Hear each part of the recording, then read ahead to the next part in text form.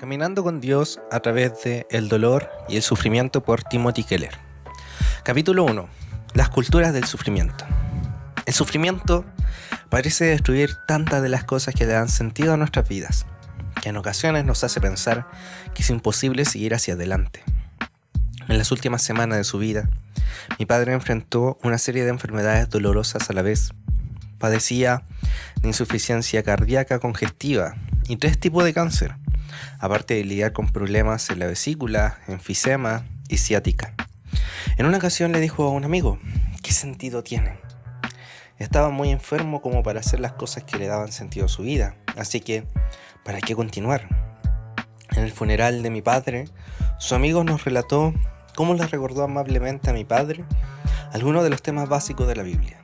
Le dijo que si Dios aún lo quería en este mundo, era porque aún tenía cosas por hacer a favor de los que le rodeaban. Jesús soportó con paciencia un sufrimiento infinitamente mayor por amor a nosotros. Así que podemos ser pacientes cuando nos toque sufrir por Él. Y el cielo enmendará todas las cosas. Estas breves palabras, expresadas con gran compasión, reconectaron a mi padre con la fe cristiana que había conocido durante años. Restauraron su espíritu para enfrentar sus últimos días. Profundizaremos en esos recursos cristianos más adelante, pero ahora solo es necesario entender esto. Nada es más importante que aprender a mantener una vida de propósito en medio del dolor y la adversidad. Una de las principales formas en que una cultura sirve a sus miembros es ayudándole a enfrentar la maldad y la adversidad. El filósofo Max Scheler escribió: una parte esencial de las enseñanzas y directrices de los grandes pensadores filosóficos y religiosos del mundo ha sido acerca del significado del dolor y el sufrimiento. Scheler siguió argumentando que cada sociedad ha elegido alguna versión de estas enseñanzas para promover a sus miembros instrucciones para enfrentar correctamente el sufrimiento, para aprender a sufrir adecuadamente o evadir el sufrimiento. Los sociólogos y los antropólogos han analizado y comparado las diversas maneras en que las culturas entrenan a sus miembros para el sufrimiento, el dolor y la pérdida. Y se ha demostrado que nuestra cultura contemporánea, secular y occidental, es una de las más débiles en la historia respecto a este punto. Todos los seres humanos tenemos una fuerza interna que nos mueve a querer comprender el mundo como un cosmos significativo y establece nuestra posición respecto a él. Esto también aplica para el sufrimiento. El antropólogo Richard Sweder escribió: aparentemente, los seres humanos desean ser edificados por sus miserias. El sociólogo Peter Berger escribió que cada cultura ha provisto una explicación de los eventos humanos que le dan sentido a las experiencias del sufrimiento y de la maldad. Notemos que Berger no dice que a las personas se les enseña el sufrimiento como algo bueno o significativo. Esto se ha intentado en diversas ocasiones, pero esa perspectiva es vista como una forma de masoquismo filosófico. Lo que Berger quiere expresar es la importancia de que las personas vean cómo la experiencia del sufrimiento no tiene que ser un desperdicio, pues aunque sea dolorosa, podría ser una buena oportunidad para vivir bien. Debido a esta profunda fuerza interna que tienen los humanos, cada cultura debe ayudar a su gente a enfrentar el sufrimiento o correrán el riesgo de perder su credibilidad. Cuando no se da ninguna explicación, cuando el sufrimiento es percibido como algo que no tiene sentido y como un completo desperdicio del que no podemos escapar, las víctimas pueden desarrollar una profunda ira y un odio tóxico que Nietzsche, Max Weber y otros llamaran resentimiento. Este resentimiento puede conducir a una gran inestabilidad social, así que, en términos sociológicos, cada sociedad debe proveer un discurso a través del cual las personas puedan encontrarle un sentido al sufrimiento. Este discurso debe incluir cierta explicación de las causas del dolor y de las maneras en que podamos responder apropiadamente al mismo. Con este discurso, la sociedad puede preparar a su gente para las batallas que enfrentarán en este mundo. Sin embargo, no todas las sociedades hacen esto de igual de bien. Nuestra propia sociedad occidental contemporánea no provee a sus miembros una explicación del sufrimiento y ofrece muy poca ayuda para lidiar con el mismo. De hecho, el 25 de diciembre del 2012, solo unos días después del tiroteo en la escuela Sandy Hook de Newton, Maureen Dowd publicó en su columna en el New York Times bajo el título ¿Por qué Dios? E incluyó la respuesta de un sacerdote católico sobre la masacre. Casi inmediatamente hubo cientos de respuestas a la columna. La mayoría no estaba de acuerdo con ella, pero por razones extremadamente diferentes. Algunos se aferraban a la idea del karma, diciendo que el sufrimiento del presente era un pago por pecados de vidas pasadas.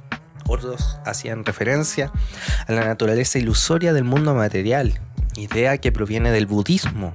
Otros aceptaban la perspectiva cristiana tradicional del cielo como un lugar de reunión con los seres amados, lo cual es un consuelo mientras vivamos aquí en la tierra. Algunos señalaban que el sufrimiento nos hace más fuertes, idea que refleja la posición de los pensadores estoicos y paganos de la antigüedad. Otros añadían que como este mundo es todo lo que tenemos, cualquier consuelo espiritual debilita la respuesta correcta al sufrimiento, es decir, la acción necesaria para erradicar los factores que lo causaron. Según esta perspectiva, la única respuesta correcta al sufrimiento era hacer del mundo un lugar mejor. Las respuestas a la columna fueron evidencia de que nuestra propia cultura no nos provee las herramientas para lidiar con la tragedia. Quienes respondieron tuvieron que mirar hacia otras culturas y religiones, la hinduista, la budista, la confucionista, la griega clásica y la cristiana, para enfrentar la oscuridad del momento. Las personas fueron abandonadas a su suerte. El resultado final es que hoy quedamos más asombrados y deshechos por el sufrimiento que nuestros antepasados. En la Europa medieval, casi 1 de cada 5 niños moría antes del primer año de vida. Y solo la mitad de todos los niños llegaban a la edad de 10 años. La familia promedio enterraba a la mitad de sus hijos cuando aún eran pequeños. Y esos niños morían en casa, así que todos los integrantes vivían el proceso. Las vidas de nuestros ancestros se caracterizaban por mucho sufrimiento que las nuestras. Y sin embargo, innumerables periódicos y documentos históricos nos revelan que ellos enfrentaban las dificultades y el dolor mucho mejor que nosotros. Un experto en la historia antigua del norte de Europa observó cuán desconcertante es para los lectores modernos ver cómo las personas que hace 1500 años tienen menos miedo a enfrentar la pérdida o a sufrir violencia y muerte. Otro dijo que así como a nosotros nos sorprende la crueldad que observaron nuestros antepasados, a ellos les sorprendería ver nuestra blandura, mundanalidad y timidez. No solo somos peores que las generaciones pasadas en este aspecto, sino que también somos más débiles que muchas personas que viven en otras partes del mundo actual. El doctor Paul Brand, un cirujano ortopeda y pionero en el tratamiento de pacientes con lepra, invirtió la primera parte de su carrera médica en la India y la última parte en Estados Unidos. Él escribió: en los Estados Unidos he encontrado una sociedad que intenta evitar el dolor a cualquier precio. Los pacientes vivían mejor que cualquiera de los pacientes que había tratado anteriormente, pero parecían mucho menos equipados para lidiar con el dolor y eran más traumatizados por él. ¿Por qué? La respuesta rápida es que otras culturas han provisto a sus miembros diversas respuestas a la pregunta ¿cuál es el propósito de la vida humana?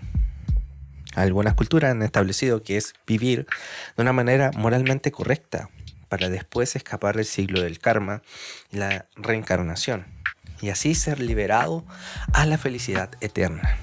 Algunos han dicho que es la iluminación, el reconocimiento de la unidad de todas las cosas y la obtención de la tranquilidad. Otros han señalado que es vivir una vida de virtud, nobleza y honor. Hay quienes enseñan que el mayor propósito de la vida es ir al cielo para estar con tus seres queridos y con Dios para siempre. El factor es común en cada una de estas cosmovisiones. El sufrimiento puede, a pesar del dolor que produce, ser un medio importante para alcanzar tu propósito en la vida. Puede impulsarte hacia tus metas más importantes. Pero la cultura occidental moderna es diferente. La perspectiva secular es que este mundo material es todo lo que hay. Así que el propósito de la vida es tener la libertad de elegir la vida que te haga más feliz. Es por eso que el sufrimiento no encaja en esta perspectiva. Es una gran interrupción en la historia de tu vida. No es posible que sea una parte significativa de la historia. Desde este punto de vista, tenemos que evitar el sufrimiento casi a cualquier costo o hacer todo lo posible por minimizarlo. Esto significa que al enfrentar un sufrimiento inevitable e irreducible, las personas seculares tienen que contrabandear recursos de otras perspectivas de la vida. Así que recurren a la idea del karma, del budismo, del estoicismo griego y del cristianismo, aunque sus creencias sobre la naturaleza del universo no concuerden con estas ideas. Esta debilidad del secularismo moderno, en comparación con la religión y cultura, la que exploraremos en los primeros capítulos. Edificados por nuestras miserias. Richard Sweder hizo un buen estudio sobre cómo las culturas no occidentales ayudan a su gente a ser edificadas por la miseria. Las culturas tradicionales perciben las causas del sufrimiento en términos altamente espirituales, sociales y morales. Veremos 4 formas en las que estas sociedades han ayudado a las víctimas del sufrimiento y la maldad. Existe lo que algunos antropólogos llaman, no peyorativamente, la perspectiva moralista. Algunas culturas han enseñado que el dolor y el sufrimiento surgen porque las personas no viven correctamente. Hay muchas versiones de esta perspectiva. Muchas sociedades creen que si honran en orden moral a Dios o a los dioses, tu vida irá bien. Las circunstancias difíciles son un llamado a examinarte y arrepentirte. La doctrina del karma es quizás la forma más pura de la perspectiva moralista. Sostiene que cada alma reencarna una y otra vez, cada vez que pasa de una vida a otra. El alma trae consigo sus obras pasadas y los efectos de las mismas, incluyendo todo el sufrimiento que estás sufriendo en el presente. Seguramente se debe a tus vidas pasadas. Si ahora vives con decencia, valor y amor, entonces tu vida futura será mejor. En resumen, todo se paga. Tu alma solo será liberada a la felicidad eterna cuando hayas pagado por tus pecados. También existe lo que se ha denominado la perspectiva autotrascendente. El budismo enseña que el sufrimiento no tiene que ver con hechos pasados, sino con deseos incumplidos. Y esos deseos son el resultado de la ilusión de que somos seres individuales. Como en los antiguos estoicos griegos, Buda enseñó que la solución al sufrimiento consiste en eliminar los deseos a través de un cambio de mentalidad. Debemos desligar nuestros corazones de todo lo transitorio y lo material. La meta del budismo es alcanzar la quietud del alma en lo que todo deseo, individualidad y sufrimiento se disuelvan. Otras culturas alcanzan esta autorrascendencia siendo comunales de una manera que es casi imposible de entender para los occidentales contemporáneos. En tales sociedades no existe una identidad ni un sentido de bienestar fuera del avance y la prosperidad de tu propia familia y de tu gente. En esta cosmovisión, el sufrimiento es minimizado porque al final no podrá hacerte daño, pues vivirás para siempre por medio de tus hijos y de tu gente. Algunas sociedades lidian con el sufrimiento asociándolo con la suerte y el destino. Creen que las circunstancias de la vida son determinadas por las estrellas o por fuerzas naturales, o por la maldición de los dioses, o como en el Islam, simplemente por la inescrutable voluntad de Alá. En esta perspectiva, las personas sabias aquietan sus almas con esta realidad. Las antiguas culturas paganas del norte de Europa creían que al final de los tiempos los dioses y los héroes serían asesinados por los gigantes y los monstruos en la trágica batalla del Ragnarok. En esas sociedades se consideraba muy virtuoso aquel que enfrentara honorablemente las situaciones trágicas. Esta era la gloria más duradera para ellos, pues así lograban permanecer vivos en las canciones y leyendas a través de los años. Vemos lo mismo en el Islam, donde uno de los principales requerimientos es la rendición sin cuestionamiento a la voluntad misteriosa de Alá. En todas estas culturas, la sumisión a un destino divino, sin quejas ni transigencias, era la mayor virtud y por tanto una forma de darle propósito al sufrimiento. Finalmente, existen aquellas culturas con una perspectiva dualista del mundo. Estas religiones y sociedades no consideran que el mundo esté bajo el control absoluto del destino de Dios, sino que lo ven como un campo de batalla entre las fuerzas de la oscuridad y de la luz. La injusticia, el pecado y el dolor existen en el mundo debido a poderes malignos y satánicos. Los que sufren son considerados víctimas de esta guerra. Max Weber lo describe de esta forma. Aunque el proceso mundial está lleno de sufrimiento inevitable, es una purificación continua de la luz que ha sido contaminada por la oscuridad. Weber añade que esta concepción produce una poderosa dinámica emocional. Los que sufren son considerados víctimas de esta batalla contra el maligno y se les brinda esperanza porque, según se les dice, el bien siempre triunfará. Algunas formas más explícitas del dualismo, como el antiguo zoroastrismo persa, creían que un salvador vendría al final de los tiempos para traer una renovación final. Algunas formas menos explícitas del dualismo, como la teoría marxista, también contempla un futuro en donde las fuerzas del bien vencerán a las del mal. A primera vista, estas cuatro perspectivas parecen ser contrarias. Las culturas autotrascendentes llaman a los que sufren a pensar de manera diferente. Las culturas moralistas a vivir de manera diferente. Las culturas fatalistas a aceptar su destino noblemente. Y las culturas dualistas a poner su esperanza en el futuro. Pero también son muy parecidas. Primero, cada una le señala a sus miembros que el sufrimiento no es una sorpresa, sino que es una parte necesaria de la existencia humana. En segundo lugar, a los que sufren se les indica que el sufrimiento puede ayudarles a conseguir su mayor propósito en la vida, sea que trate de crecer espiritualmente, de lograr el dominio de uno mismo, de alcanzar el honor o promover las fuerzas del bien. Y en tercer lugar, se les dice que crecer y alcanzar algo por medio del sufrimiento depende de ellos. Tienen que actuar según lo que cada uno considere la realidad espiritual. Así que la cultura comunal invita a los que sufren a decir: debo morir, pero mis hijos y los hijos de mis hijos continuarán viviendo para siempre. Las culturas budistas dirigen a sus miembros a decir: debo morir, pero la muerte es una ilusión, continuaré siendo tan parte del universo como hasta ahora. Quienes creen en el karma podrían decir: debo sufrir y morir, pero si lo hago bien y con nobleza, tendré una mejor vida en el futuro y algún día podré ser liberado del sufrimiento. Pero en cada caso el sufrimiento plantea una responsabilidad y presenta una oportunidad. No debes desperdiciar tu sufrimiento. Todos estos abordajes antiguos, aunque toman muy en serio el sufrimiento, lo consideran como el camino hacia algo mejor.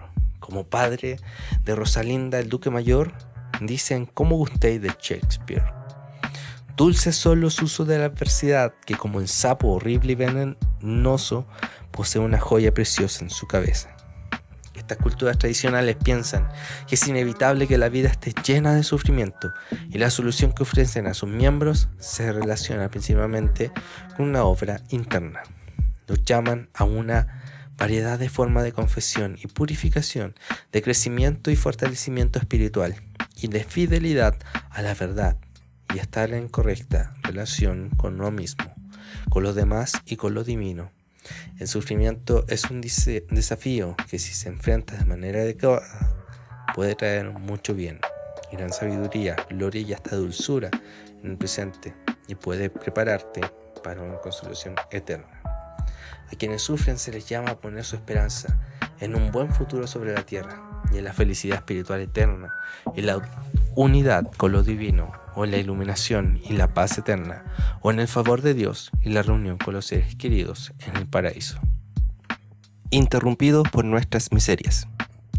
Después de examinar estas culturas tradicionales, Schroeder señala que las formas en que las culturas occidentales enfrentan el sufrimiento son bastante diferentes. La ciencia occidental considera que el universo es naturalista, mientras que otras culturas creen que el mundo se compone de materia y espíritu.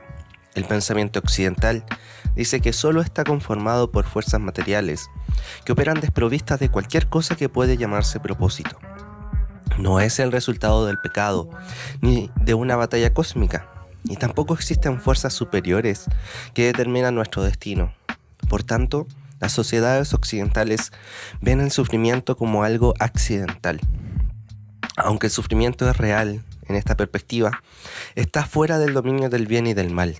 Richard Dawkins hizo una declaración inusual sobre la perspectiva secular del mal y el sufrimiento en su libro El río del Edén.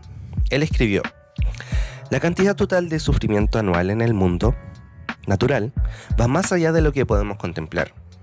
En un universo de fuerzas físicas ciegas y de replicación genética, algunas personas serán lastimadas y otras tendrán suerte. Es algo que no tiene sentido, pero no podemos decir que es injusto. El universo que observamos tiene precisamente las propiedades que uno esperaría si en el fondo no hay un diseño, ni un propósito, ni mal ni bien. Nada excepto indiferencia y misericordia. Esto es totalmente distinto a cualquier otra perspectiva cultural sobre el sufrimiento. Todas consideran que la maldad tiene un propósito, castigo, prueba u oportunidad, pero en la perspectiva de Dawkins, la razón por la que las personas se resisten tanto al sufrimiento es que aceptan que nunca tiene un propósito. No tiene sentido, ni bueno ni malo, porque categorías como lo bueno y lo malo son insignificantes en el universo en que vivimos. Su argumento es el siguiente: los humanos siempre queremos entender el propósito de las cosas. Muéstranos cualquier objeto o proceso y es difícil resistirse a preguntar ¿por qué? Es casi una ilusión universal. Esa vieja tentación regresa con venganza cuando hay una tragedia. ¿Por qué este cáncer, terremoto, huracán tuvo que afectar a mi hijo? Pero dice que esta agonía sucede porque somos incapaces de admitir que algo no es bueno ni malo, que no es cruel ni amable, que no tiene propósito. Tal como dijo el infeliz poeta Huysmans, a la naturaleza, la despiadada y cruel naturaleza, no le interesa ni entiende. El ADN no entiende ni le interesa. El ADN sencillamente es, y bailamos al ritmo de su música. En resumen, el sufrimiento no significa nada. Dawkins insiste en que la vida es hueca, carente de sentido, fútil, un desierto de insignificancia, y en que es infantil tratar de usar estos recursos espirituales para hallar el propósito o significado del sufrimiento. Sin embargo, Schroeder dice que exhortaciones como las de Dawkins son erróneas e imposibles de lograr. Él escribió: el deseo de entender el sufrimiento es una de esas peculiaridades dignificantes de nuestra especie. Es una de las cosas que nos distingue de los animales. Cuando sufrimos no nos limitamos a chillar y tratar de huir. Intentamos buscarle sentido al dolor para poder superarlo, en lugar de vernos a nosotros mismos como piezas impotentes dentro de una máquina cruel. Y este fuerte deseo de encontrarle sentido y propósito al sufrimiento no solo es dignificante, sino que también es indeleble. Peter Berger y todos los que estudian la cultura humana insisten en que Dawkins está pidiendo algo imposible. Sin propósito morimos. Por supuesto, Dawkins continúa diciendo: la perspectiva adulta es que nuestra vida puede ser tan significativa, tan plena y tan maravillosa como queramos que sea. En otras palabras, debes crear tu propio significado. Tú decides el tipo de vida que encuentras más valiosa y digna, y luego debes tratar de crear ese tipo de vida. Pero cualquier significado autocreado debe ser hallado dentro de los confines de este mundo y de esta vida. Y es en esta parte que esta perspectiva de la realidad y del sufrimiento difiere tanto de las demás. Si aceptas la idea secular de que este universo es meramente materialista, entonces aquello que le da propósito a tu vida debe ser un bien material o alguna condición en este mundo, algo que te dé consuelo, seguridad o placer. Pero es inevitable que el sufrimiento nos impida alcanzar estos tipos de bienes. El sufrimiento los destruye o los pone en peligro, como dice el doctor Paul Brown en el último capítulo de su libro El regalo del dolor. Debido a que el significado de la vida en los Estados Unidos es la búsqueda del placer y de la libertad personal, el sufrimiento es muy traumático para los norteamericanos. Todas las demás culturas establecen su mayor propósito en la vida como algo más que la felicidad y la comodidad individual. Puede ser la virtud moral, la iluminación, el honor o la fidelidad a la verdad. En todas estas perspectivas culturales, el sufrimiento es una forma importante de llegar a un buen final.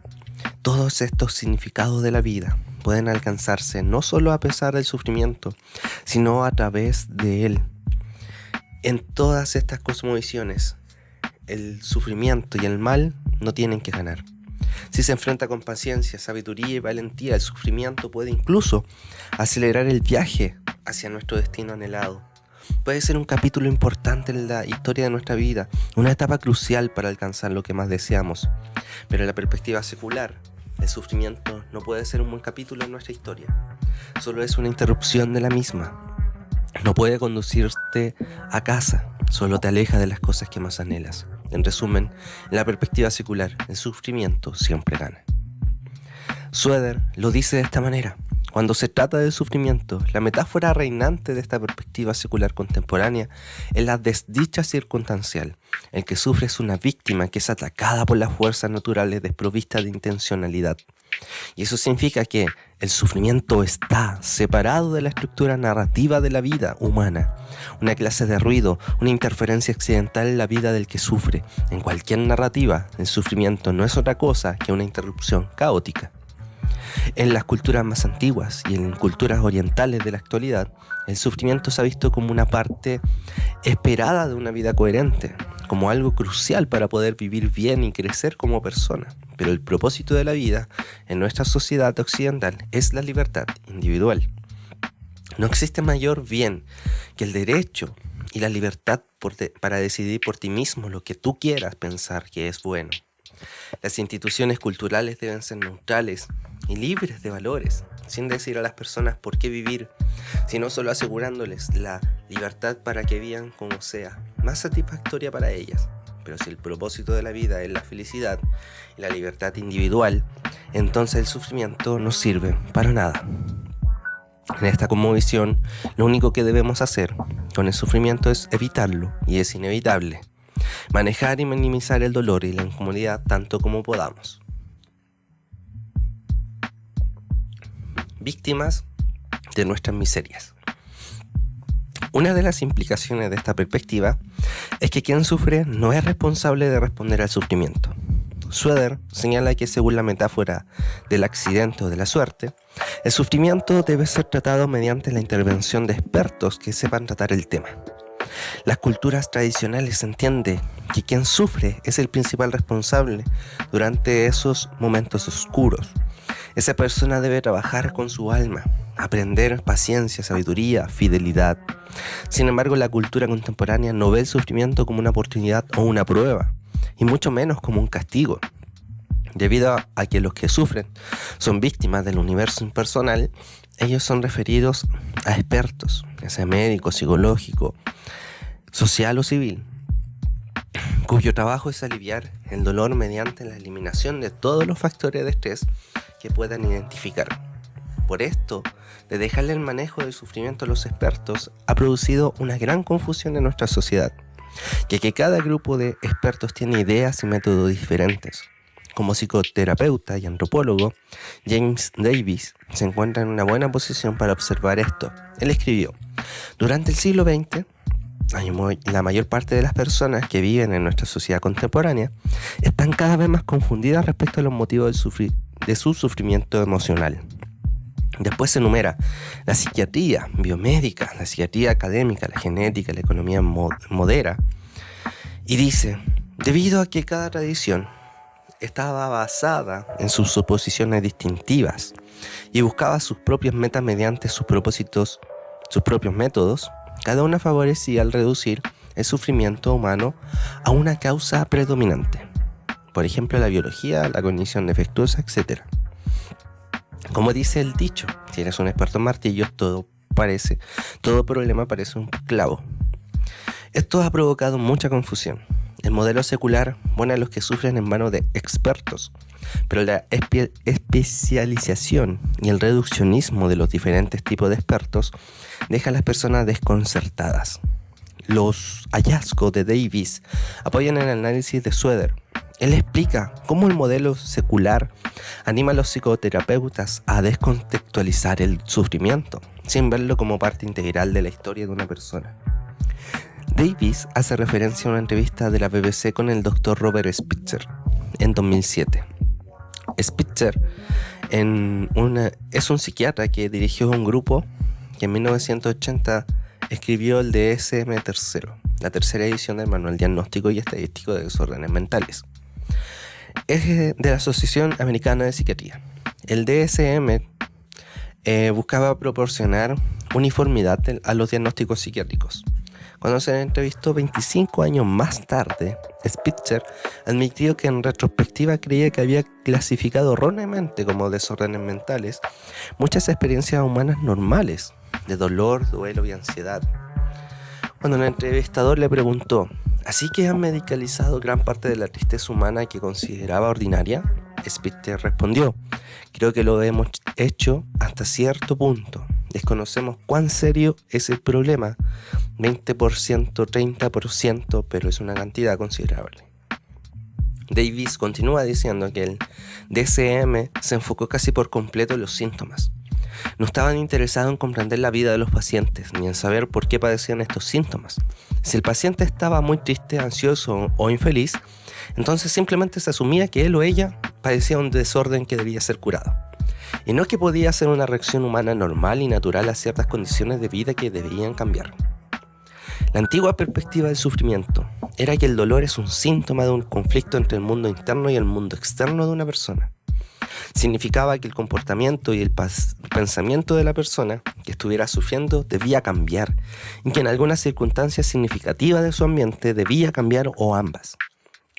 El enfoque no estaba en el sentimiento doloroso o incómodo, sino en lo que mostraran esos sentimientos acerca de tu vida y en qué debía hacerse al respecto. Por supuesto, hacer un análisis como ese requiere de estándares morales y espirituales, requiere de juicios de valor, y los expertos entrenados de instituciones seculares no están equipados para hacerlo. Así que el énfasis no estaba en la historia de una persona, sino en síntomas como el dolor emocional y el descontento. El trabajo de los expertos era disminuir el dolor a través de diversas técnicas científicas. No se hablaba acerca de la vida del paciente. Davis concluye: la creciente influencia del DSM fue solo uno de los factores sociales que esparció la creencia cultural dañina de que muchos de nuestros sufrimientos es una carga que necesita ser removida. Una creencia que nos atrapa en una cosmovisión que ve todo tipo de sufrimiento como una fuerza negativa en nuestras vidas. Indignados por nuestras miserias. En la perspectiva secular, el sufrimiento nunca es considerado como una parte significativa de la vida, sino como un estorbo. Con ese entendimiento, cuando llegan el dolor y el sufrimiento, solo tenemos dos opciones. La primera es manejar y disminuir el dolor. Así que durante las últimas 2 generaciones, la mayoría de los servicios y recursos profesionales ofrecidos a los que sufren han pasado de hablar sobre la aflicción a evaluar su nivel de estrés. Ya no les ofrecen ayuda para soportar la adversidad con paciencia, sino que en su lugar utilizan un vocabulario derivado de los negocios, la psicología y la medicina para ayudarles a manejar, reducir y lidiar con el estrés, la tensión y el trauma. Se les aconseja evitar los pensamientos negativos y sacar tiempo para descansar, hacer ejercicio y cultivar relaciones de apoyo. Todo el enfoque está en controlar sus respuestas. La segunda forma de manejar el sufrimiento en este marco es buscar la causa del dolor y eliminarla. Otras culturas consideran que el sufrimiento es una parte inevitable de la vida, debido a las fuerzas invisibles como la naturaleza ilusoria de la vida o el conflicto entre el bien y el mal. Pero nuestra cultura moderna no cree en fuerzas espirituales invisibles. El sufrimiento siempre tiene una causa material y por tanto en teoría puede ser arreglado. El sufrimiento suele ser provocado por condiciones económicas y sociales que son injustas, políticas públicas que no funcionan, patrones destructivos en las familias o simplemente por personas que son malas. La respuesta adecuada a esto es la indignación, la confrontación de las partes ofensoras y la acción para cambiar esa condición. Por cierto que no está fuera de lugar. La Biblia tiene mucho que decir sobre procurar justicia para los oprimidos. Los que pertenecían a culturas más antiguas buscaban las formas en que podían ser edificados por el sufrimiento al examinar su interior. Pero hoy en día, los occidentales casi siempre se escandalizan por su sufrimiento y tratan de cambiar factores externos para que el sufrimiento nunca se repita. Nadie ha asumido la diferencia entre cultura tradicional y la moderna como lo hizo C.S. Lewis, quien escribió: el problema cardinal para los sabios de la antigüedad era cómo conformar el alma a la realidad, y la solución fue el conocimiento, la autodisciplina y la virtud. Pero para los modernos el problema es cómo someter la realidad a los deseos de los hombres, y la solución es una técnica. El filósofo Charles Taylor, en su magistral libro Una era secular, relata cómo la sociedad occidental realizó lo que él llama el giro antropocéntrico, el surgimiento de la perspectiva secular. Después de este giro, Taylor señala que comenzamos a olvidarnos de la presencia soberana de Dios y empieza a surgir la idea de que podemos sostener el orden del mundo por nosotros mismos. Como resultado, la mayor meta de la cultura occidental es prevenir el sufrimiento. En la cultura occidental, por tanto, a los que sufren no se les dice que su principal objetivo es hacer algún ajuste interno, aprender algo ni crecer como persona. Como señala Schroeder, no es solo que nunca se les asigna una responsabilidad moral, sino que el simple hecho de sugerirlo es considerado culpar a la víctima, una de las principales herejías en nuestra sociedad occidental. Por ello siempre se acude a expertos para saber cómo responder al sufrimiento, ya sea con manejo del dolor, con tratamiento psicológico o médico, o con cambios en la ley o las políticas públicas. En el Boston Review, Larissa McFarwell fue entrevistada por su investigación y su escrito sobre personas muy santas que hicieron grandes sacrificios por el bien de otros. Por supuesto, muchas eran personas religiosas, mientras que McFarwell, empleada de New Yorker, no profesaba ninguna religión y tampoco fue criada en alguna de ellas. En cierto punto, el entrevistador le preguntó qué pensaba acerca de estas personas. Ella respondió con perspicacia y sinceridad, hablando de una diferencia entre lo religioso y las personas seculares que fue muy esclarecedora. Ella dijo: pienso que dentro de muchas tradiciones religiosas existe una mayor aceptación del sufrimiento como parte de la vida, y no siempre lo ven necesariamente como algo terrible, porque puede ayudarte a ser una persona más plena. Por otro lado, al menos en mi experiencia limitada, los seculares odian el sufrimiento, no ven nada bueno en él, su deseo es eliminarlo, y entienden que eliminarlo es su responsabilidad. Ella señaló que las personas seculares tampoco creen en un Dios que algún día enmendará todas las cosas. Para las personas de fe, Dios está en control y su amor sostendrá el mundo. Por otro lado, para los seculares todo depende de nosotros. Estamos solos aquí. Por esta razón, pienso que para los seculares puede que exista un poco más de urgencia y desesperación. Cristianismo entre otras culturas. ¿Y qué del cristianismo? El filósofo alemán Max Scheler, en su famoso artículo y significado del sufrimiento, señaló la singularidad de la perspectiva cristiana. Scheler escribió que de alguna manera la enseñanza cristiana sobre el sufrimiento parece ser la actitud opuesta, como es comparada con la interpretación de otras culturas u otros sistemas religiosos. A diferencia de la perspectiva fatalista que prevalece en las culturas de vergüenza y dolor, en el cristianismo no existe esa antigua arrogancia, esa vanagloria del que sufre. En lugar de una resistencia estoica al sufrimiento, el clamor de los que sufren resuena libre y severamente en todo el cristianismo. Eso incluye el propio clamor de Cristo en la cruz.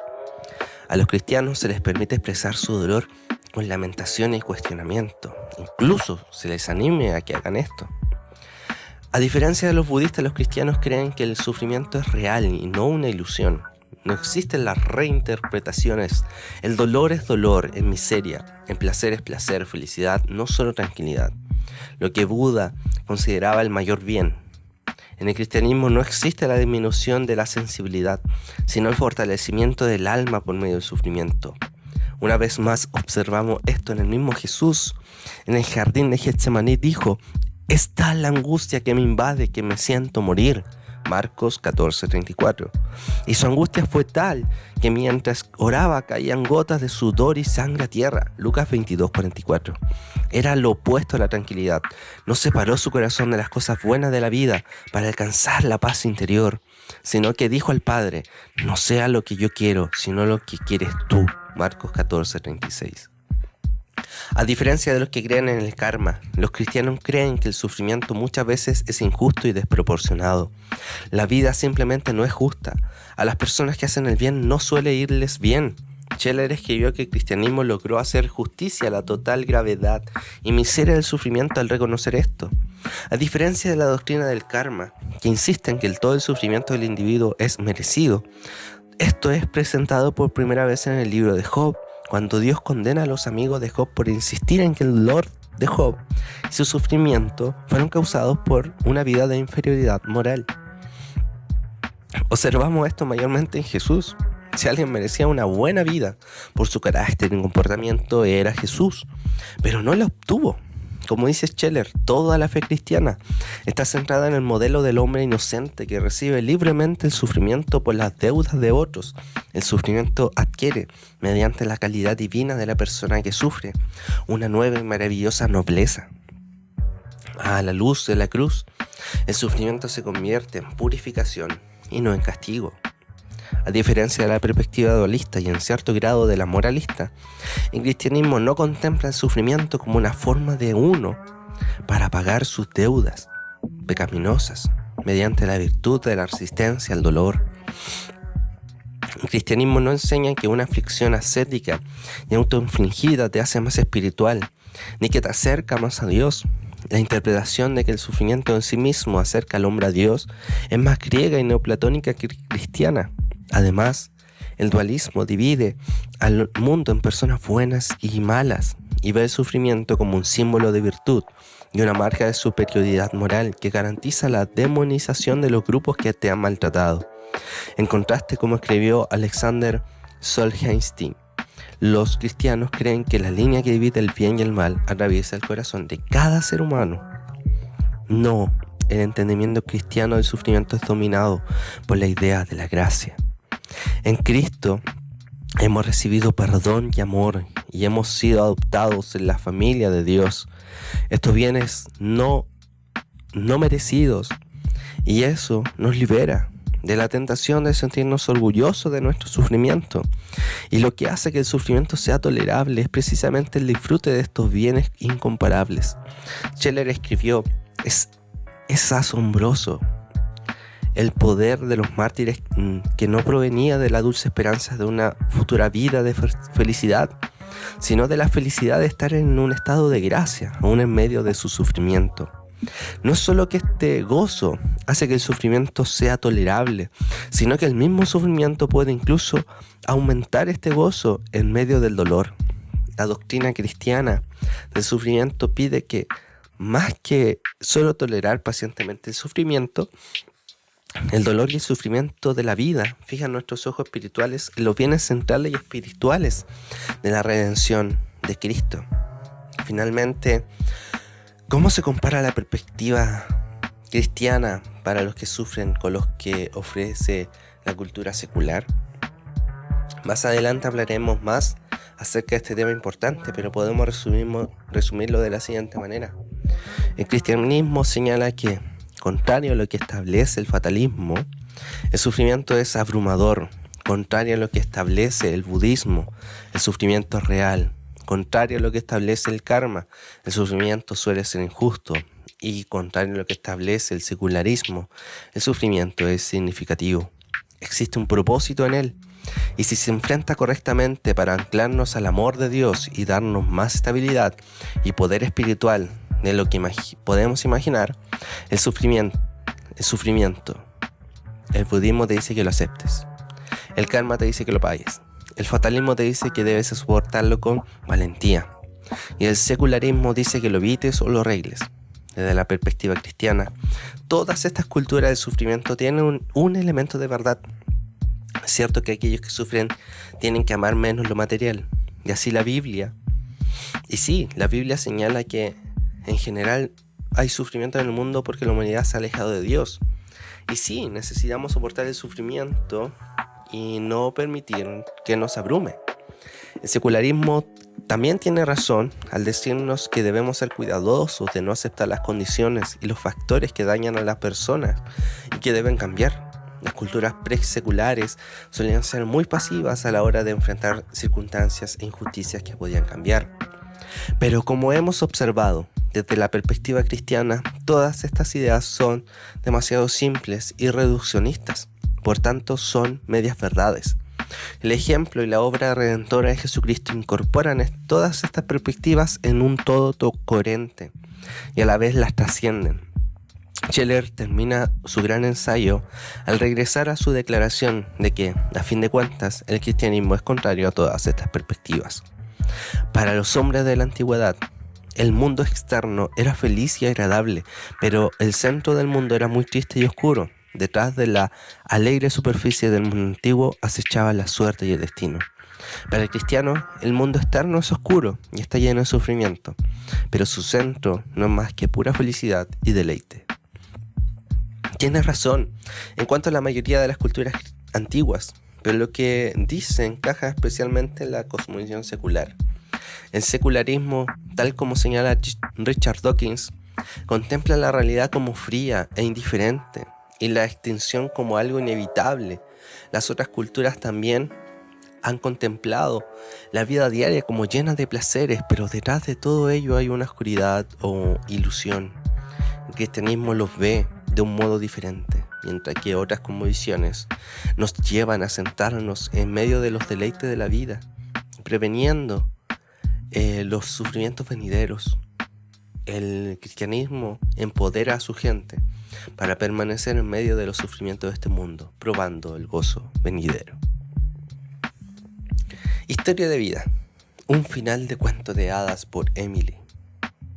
Si me hubieras preguntado por cuáles cosas me sentía agradecida antes de septiembre, había respondido que por mi familia, mi hogar, mi trabajo y por Dios, por un esposo que me ama y me cuida, por 4 hijos, 14, 11, 9 y 5 años de edad, quienes gozan de salud y felicidad, por una casa que jamás soñé que podría tener, por una carrera que me permite trabajar desde casa, usar mi cerebro y aportar a mi compañía y a mis clientes, y por el Dios que me ha dado todas estas cosas, a pesar de que no las merezco. En septiembre, de una forma totalmente inesperada, mi esposo nos abandonó por otra mujer, que a su vez abandonó a su esposo y a sus 2 hijos. Esta otra familia era amiga de la nuestra, salimos juntos de vacaciones en 3 ocasiones diferentes, pensé que eran nuestros amigos. Mi corazón murió dentro de mí. Esto no podía estar sucediendo. Mi esposo cristiano, el mismo que se había sentado con los niños y conmigo para explicarnos que aunque el divorcio es real, nunca ocurriría en nuestra familia. El que nos había recordado que habíamos hecho un pacto, una promesa con Dios, el uno con el otro. Que había dicho que sin importar lo que sucediera, siempre estaríamos juntos. Lloré y le rogué que no se fuera, que podíamos resolver este problema. No, él se iba. Le pregunté a qué le iba a decir a los niños. Me respondió que no sabía. Le dije, no puedo decirte sin decirle algo a los niños. Sin duda esto lo detendría. No sería capaz de ver a nuestros preciosos hijos y decirles que nos abandonaría. Pero lo hizo. Les pidió que salieran en sus camas y bajaran y les explicó que se iba. Ellos no entendían. Se va de un viaje de trabajo, regresará. ¿Cuándo regresará? No, chicos, me mudaré de casa y no regresaré. Se fue y estábamos devastados. Después de 8 semanas mi corazón seguía destrozado. Dios, ¿realmente este es tu plan? ¿Cómo puede ser tu plan? Sé que sanarás mi corazón, sé que algo bueno saldrá de todo esto, pero ¿cómo sucedió esto y por qué? Siento que las personas están orando, pero ¿qué sucederá con nosotros? Nunca he estado tan enojada, nuestros pobres hijos están sufriendo terriblemente. Los deseos de su padre se antepusieron a sus necesidades. Sigo amando a mis hijos, dice él. ¿En serio? ¿Cómo puede amarlos y provocarles tanto dolor?